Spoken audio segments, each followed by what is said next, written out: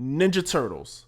Man, talk about a franchise that's been around for a very long time. Ninja Turtles has definitely been a multi-generational thing, and I think it's safe to say the franchise peaked in the 90s. I mean, you had the animated series, the comic series, the movies, all sorts of merchandising from clothing, toys, food tie-ins, and even a concert series. I mean, the list goes on, but there's one category that the Turtles caught my attention, and that is the world of video games. So when it comes to the gaming side of things, the first exposure that I had to the Turtles was the arcade version of Turtles in Time. I remember going to Chuck E. Cheese's as a kid and always having a blast with friends on the Turtles cabinets.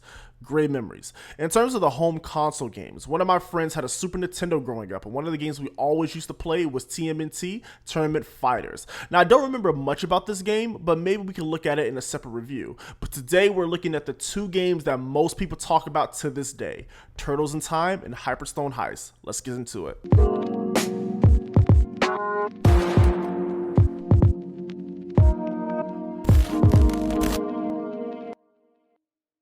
So with the release of the new Turtles beat-em-up, Shredder's Revenge, I wanted to revisit two games that many fans consider peak Ninja Turtle gaming. I think it's fair to say that most fans consider Turtles in Time the best of the two games, but Hyperstone Heist is also highly rated. This is not meant to be a versus video, but I wanted to look at both games objectively, and since I didn't really grow up with either one, I have no bias towards either. So starting with Turtles in Time, let's see what this game is all about. So essentially both games have the same story that can be summed up as Stop Shredder, so I won't spend any time on that. Now Turtles in Time, this game is essentially a 2D beat 'em up. Think like Streets of Rage or Final Fight since we are on the Super Nintendo. You can choose between one of four turtles. And for this playthrough, I chose Leonardo because I've always been a fan of his twin katanas. You go through each level beating up different variations of foot soldiers, eating pizza, and fighting the stage bosses at the end. You also have the sewer surfing level and the hoverboard level in the futuristic stage, which I am a fan of. Now, the game is called Turtles in Time, so of course there are some elements of time travel here. Everything from the prehistoric dinosaur age to a pirate ship. I love the level variety here and had tons of fun with this one. Overall, I can see why people love Turtles in Time so much. Nostalgia aside, this is a really polished beat 'em up on the Super Nintendo.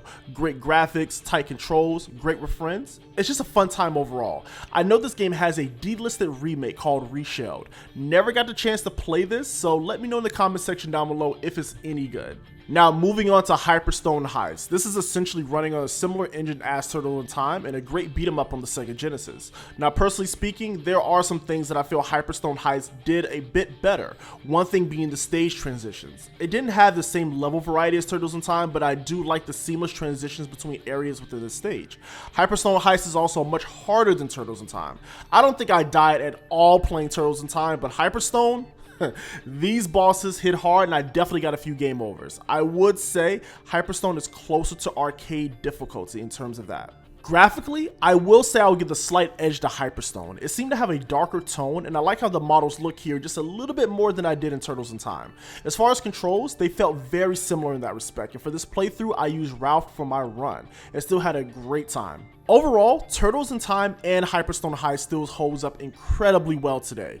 Both games offer over-the-top, fun beat-em-up action, great controls, and they look great. Just like many of you, I am definitely looking forward to playing Shredder's Revenge this week, and if you want to squad up and help me take down some foot soldiers, come follow me on Twitch and join in on the fun. I'll probably be picking this game up on Switch and PS5, so swing by and drop your friend codes and PSN names and we can squad up. With that being said, I am out. Thank you so much for watching, and I'll see you next time.